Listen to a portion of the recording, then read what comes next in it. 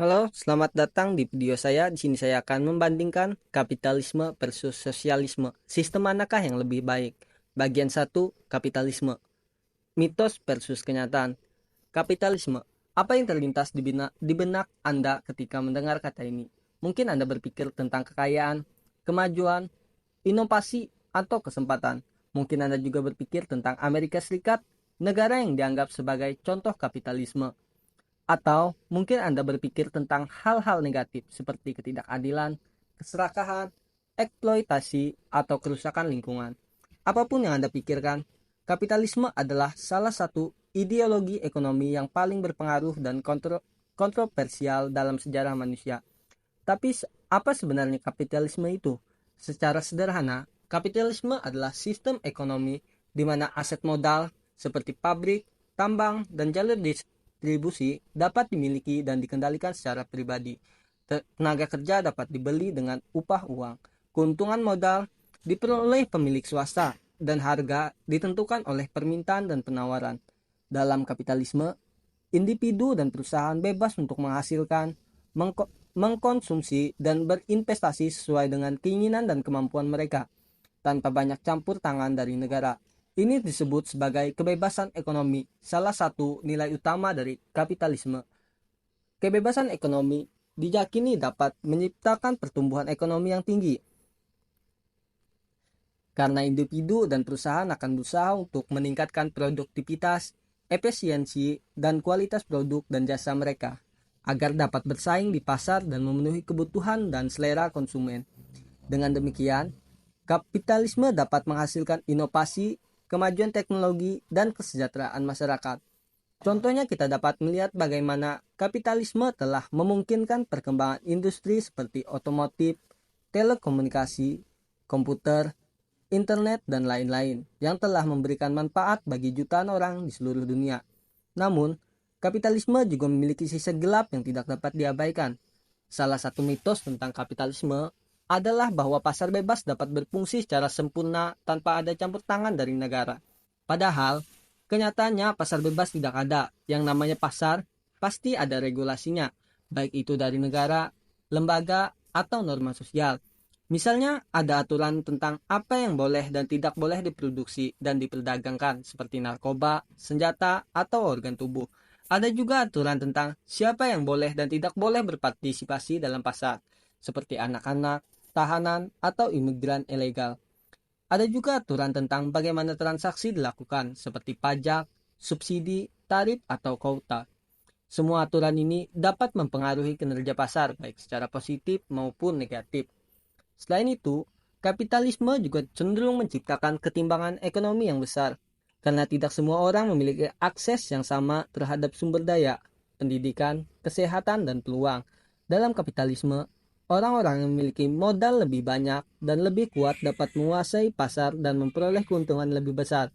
Sementara, orang-orang yang memiliki modal lebih sedikit dan lebih lemah dapat tertinggal dan terpinggirkan. Ini dapat menimbulkan masalah sosial, seperti kemiskinan, pengangguran, kriminalitas, atau konflik. Contohnya kita dapat melihat bagaimana kapitalisme telah menyebabkan kesenjangan antara negara-negara maju dan berkembang, atau antara kelompok-kelompok sosial dalam satu negara. Jadi, kapitalisme bukanlah sistem yang sempurna, melainkan sistem yang memiliki kelebihan dan kekurangan. Kapitalisme dapat memberikan impian bagi sebagian orang, tetapi juga dapat menjadi mimpi buruk bagi sebagian orang. Kapitalisme dapat menciptakan kemakmuran, tapi juga dapat menimbulkan ketidakadilan. Kapitalisme dapat menghasilkan inovasi, tapi juga dapat menyebabkan kerusakan. Kapitalisme adalah sebuah paradoks yang perlu kita pahami dengan lebih baik. Itulah bagian pertama dari video saya tentang kapitalisme dan sosialisme. Di bagian selanjutnya, saya akan membahas tentang sosialisme, ideologi yang berbeda dengan kapitalisme. Apakah sosialisme dapat menjadi alternatif atau solusi bagi masalah-masalah yang ditimbulkan oleh kapitalisme? Atau apakah sosialisme juga memiliki masalah dan kelemahannya sendiri? Saksikan chapter 2, Sosialisme, antara harapan dan kenyataan. Sosialisme, apa yang terlintas di benak Anda ketika mendengar kata ini? Mungkin Anda berpikir tentang kesetaraan, keadilan, solidaritas, atau kemanusiaan. Mungkin Anda juga berpikir tentang Uni Soviet, Cina, Vietnam, atau Korea Utara, negara-negara yang sering dianggap sebagai contoh sosialisme. Atau mungkin Anda berpikir tentang hal-hal negatif seperti kegagalan, kekerasan, penindasan, atau kemunduran. Apapun yang Anda pikirkan, sosialisme adalah salah satu ideologi ekonomi dan politik yang paling menarik dan menantang dalam sejarah manusia. Tapi, apa sebenarnya sosialisme itu? Secara sederhana, sosialisme adalah sistem ekonomi di mana aset modal seperti pabrik, tambang, dan jalur distribusi dimiliki dan dikendalikan secara kolektif. Tenaga kerja dibayar dengan upah sosial. Keuntungan modal dibagi rata oleh anggota masyarakat dan harga ditentukan oleh kebutuhan dan ketersediaan. Dalam sosialisme, individu dan perusahaan tidak bebas untuk menghasilkan, mengkonsumsi, dan berinvestasi sesuai dengan keinginan dan kemampuan mereka, tetapi harus tunduk pada campur tangan dan perencanaan dari negara. Ini disebut sebagai kesetaraan ekonomi, salah satu nilai utama dari sosialisme.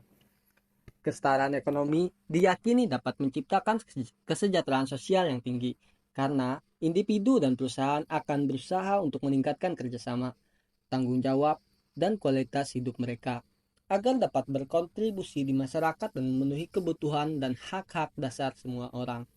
Dengan demikian, sosialisme dapat mengatasi ketimpangan, kemiskinan, pengangguran, dan krisis yang sering terjadi dalam kapitalisme.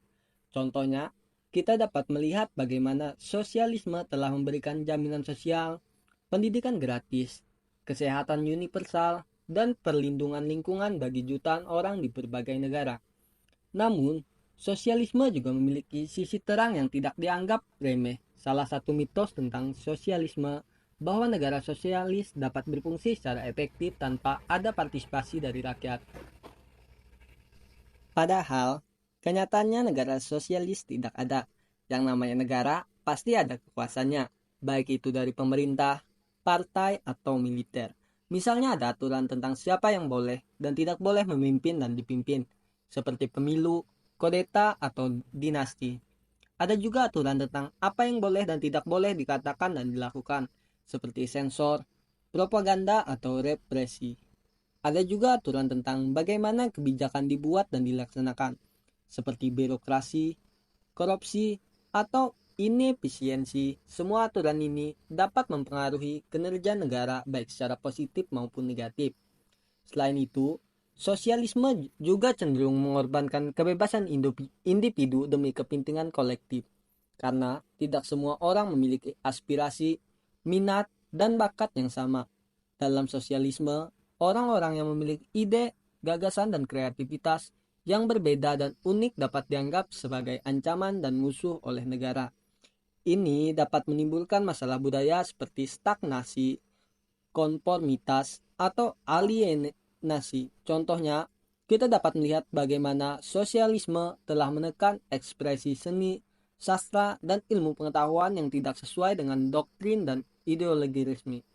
Jadi, sosialisme bukanlah sistem yang ideal, melainkan sistem yang memiliki kelebihan dan kekurangan. Sosialisme dapat memberikan harapan bagi sebagian orang, tetapi juga dapat menjadi kenyataan yang pahit bagi sebagian orang. Sosialisme dapat menciptakan keadilan, tapi juga dapat menimbulkan penindasan. Sosialisme dapat menghasilkan kesejahteraan, tetapi juga dapat menyebabkan kemunduran. Sosialisme adalah sebuah paradoks yang perlu kita pahami dengan lebih baik. Itulah bagian kedua dari video ini tentang sosialisme versus kapitalisme. Di bagian selanjutnya, saya akan bahas tentang titik-titik pertemuan dan benturan antara sosialisme dan kapitalisme. Disinilah kita menyalami dinamika politik dan ekonomi yang terjadi ketika dua ideologi ini saling berhadapan. Apakah kita bisa menemukan bentuk sistem yang lebih baik, ataukah pertarungan ini hanya menciptakan lebih banyak keraguan? Chapter 3, Pertemuan dan Benturan. Setelah kita membahas tentang kapitalisme dan sosialisme secara terpisah, sekarang mari kita lihat bagaimana kedua sistem ini saling berinteraksi dan bertabrakan di dunia nyata. Apakah ada kemungkinan untuk menggabungkan kelebihan dari masing-masing sistem dan menghindari kekurangannya?